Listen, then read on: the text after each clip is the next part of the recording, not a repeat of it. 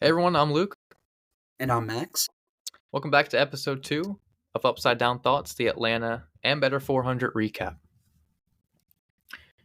All right, so let's just jump right into this with the qualifying order. So, obviously, no surprises. We had the big Fords Penske up there on the front row with Josh Berry and McDowell up there as well, who is no secret to being pretty good at the drafting tracks. So, no surprises for who's up in the front from me. Yeah, always. It's always the Fords. And of course, just following the Fords, it's the Chevys because we know this following Daytona, but Toyotas, they never, ever seem to qualify well at the super speedways. And of course, Atlanta with the new package over the last 2, 3 years now, I believe it Yep. is, the super speedway package, moving from the intermediate package. The Toyotas have really fallen back in the field, but that's pretty much all there is on qualifying there. Not a lot of huge surprises. Of course, your guys that focus more on balance more than speed, qualifying in the back, like your Hamlin, LaJoy, Stenhouse, Chastain. Uh, Mainly your super speedway guys that don't really care about qualifying up front, but you know they will make their way there as long as they don't get caught up in a crash. But besides that, I think that's all to cover on qualifying. Yep. So we're just going to move right into stage one. And obviously, Blaney took the stage lead with Cindric on his inside. And then quickly it turned into the Cindric and Barry show for about 20 laps. Um, they were working really well together. Um, and as we progressed, Hocevar had a super fast car in the beginning. From lap 13th, he moved from 26th to 10th. So we are obviously going to get into his story of the race a little bit later. But I mean, he was flying out there. Of course, and that leads me to saying that Hocevar, I don't think, was exactly the only one out there flying because we came to the end of stage one after pretty pretty eventless stage in terms Hmm. of wrecking, kind of just uh, present drafting that we see at at these types of tracks. But starting outside the top 10, both of them, I see those Toyotas and Bubba Wallace and Tyler Reddick. Of course, Reddick starting 18th, up 12 spots, all the way up to 6th, winning 5 stage points there at the end of stage one. And Bubba Wallace, after starting 14th, going up a nice 10 spots to pick up 7 stage points there. But besides that, Barry obviously winning the stage. Fords and Chevys continue to dominate the top 10 with Hocevar in there as well.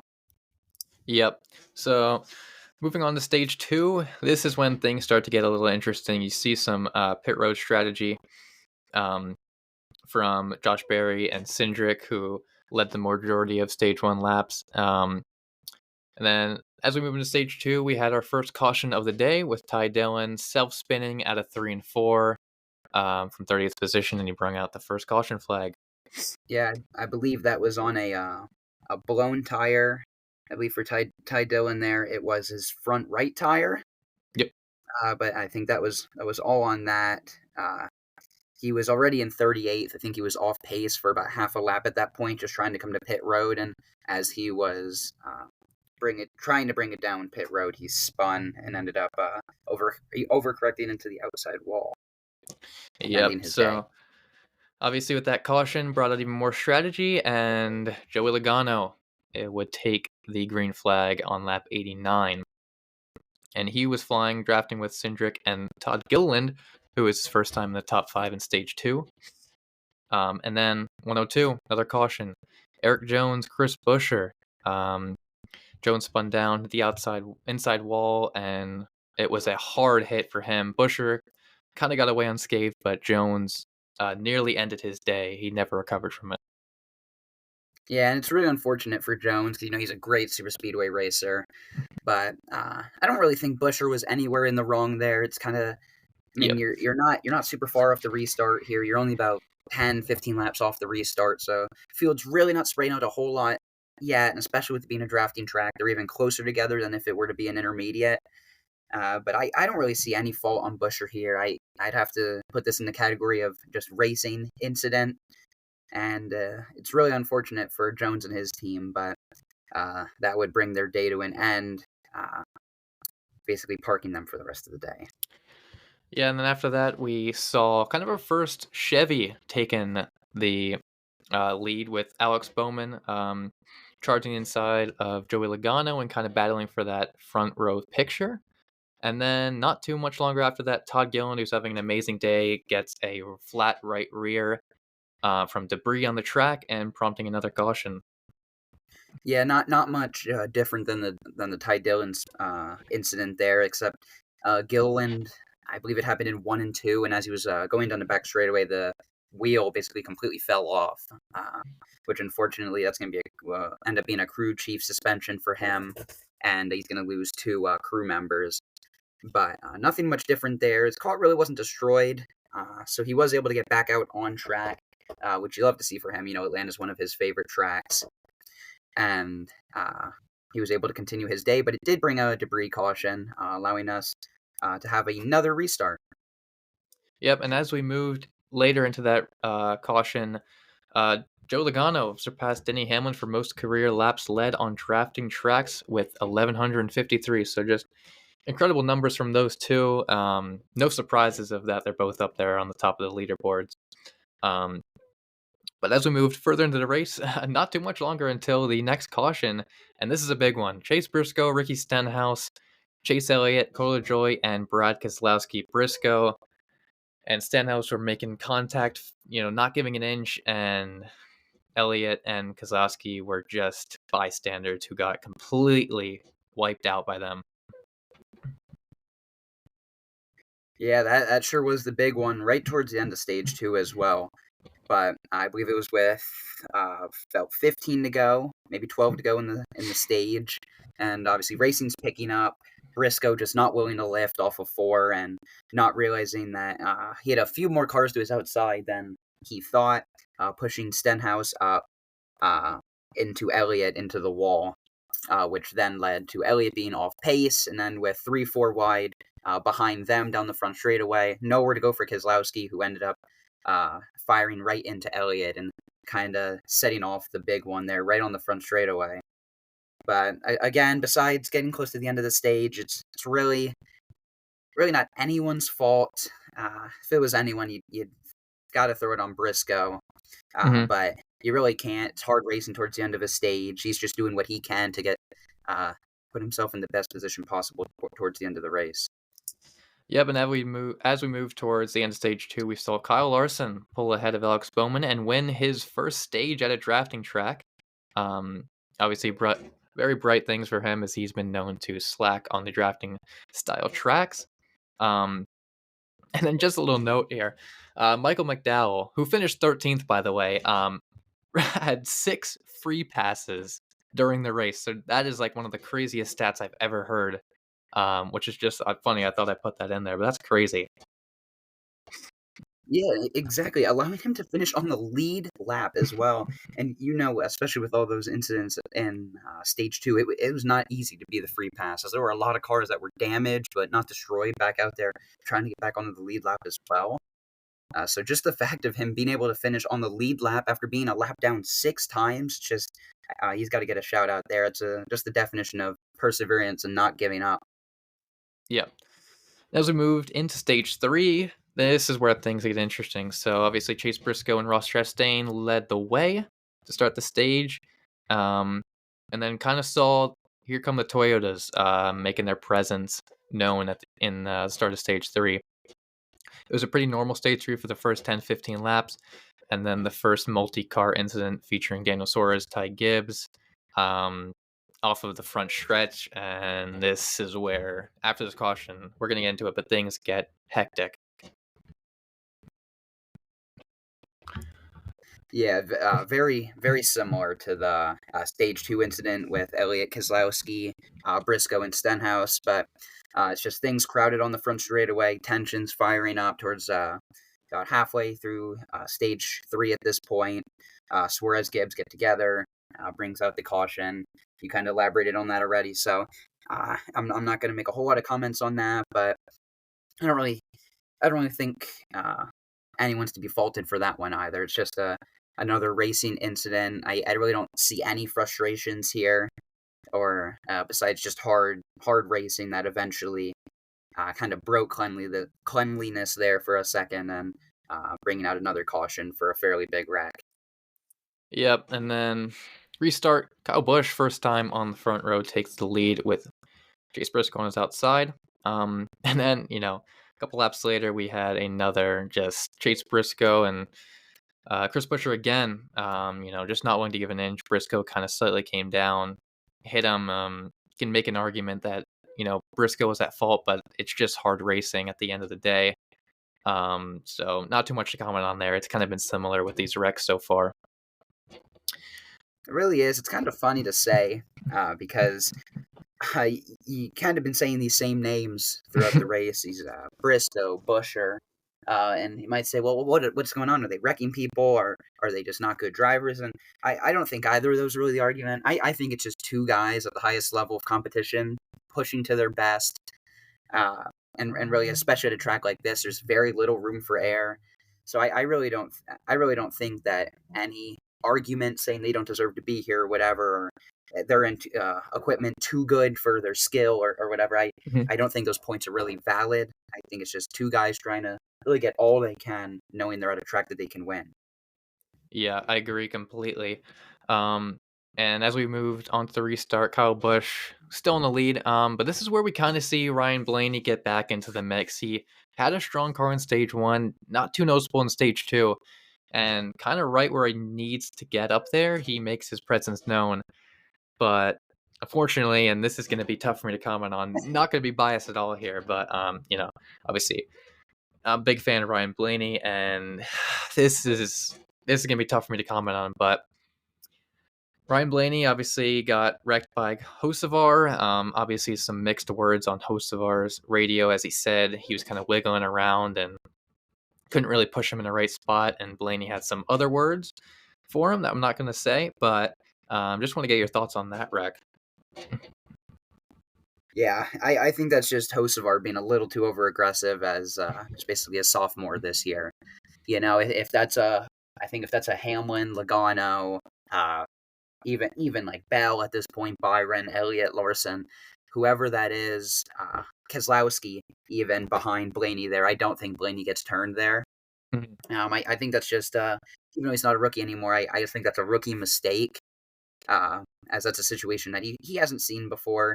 He pushes Blaney a little bit towards his right quarter panel, going into turn one, which you can't push someone going into a corner, especially on their right corner panel. It's just gonna turn that car right around with the air and everything. So I think that's just a rookie mistake on Hocevar's part, and he knows he's aware of it because he had said prior to the race, he goes, we'll see if I want to win this one or not because it leads to a lot of media after, which I think he then learned that sometimes winning isn't the only thing that gets you media after a race. So Yeah, that's all my words on that. I don't know if you got anything else to say on that, yeah. or I if mean, we continue to work towards the end of the race. yeah, I agree with your points. Obviously he's a sophomore in the sophomore season. I understand it. He doesn't have the most experience, and he said, he's not trying to make friends out here. But it's just tough when that happens. I understand he's needs to put himself in a position to win, but man, definitely could have been avoided. But Got to do a better that's all. job. Yeah, got to do a better job. They gotta kind of know where your car is and how hard you push someone. But we'll move on from that wreck. Josh Berry, obviously having an amazing day. He takes the way on lap 239. And we see kind of Ross Yeah, and I Chastain believe and he also Larson. set a career record. Yep. Sorry, I didn't mean to cut you off there, No, but I you're good. believe Josh Berry also hit a career record at Atlanta this week, where he set his new highest amount uh, of laps led, beating his Iowa record of last year. Yep. So that's great for him in his career, and hopefully in that 21 car, he'll continue to get better. He's someone that I don't know. He may not see a victory lane by point of this year, but if he continues trending in the right direction, it can't be too far out for him. Yeah, of course. And obviously good to see that Wood Brothers team, fighting for wins. It's always a good sight. But remember we just talked about Ryan Blaney? Well, he went from 25th to 11th in this restart. So he was absolutely flying, and obviously kind of wanted to frustrate and get back up there into the top 10. But this is where we see Christopher Bell make his presence known.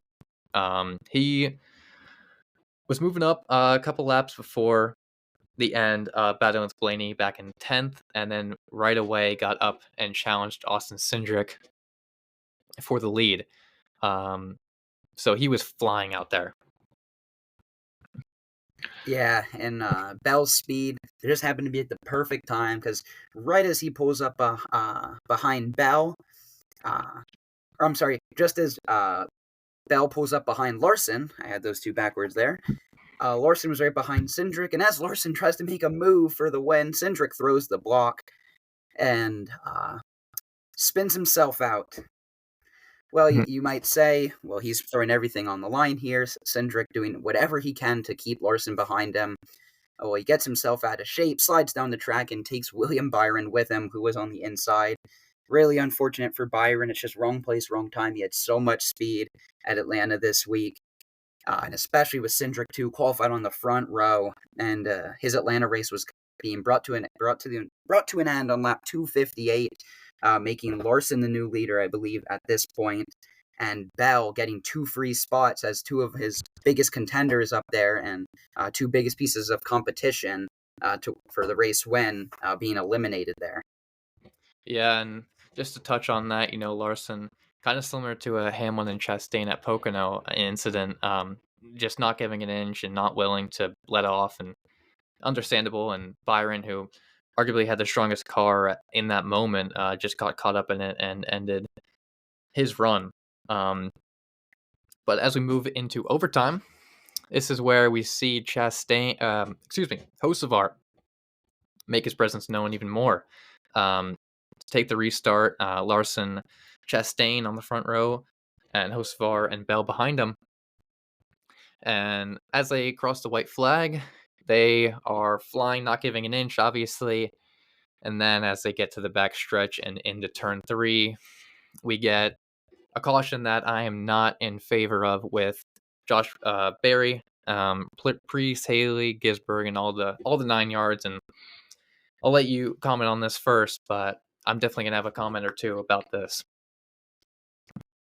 Yeah. So first thing I'm gonna say is you have three leaders going in turn three. They're all side by side.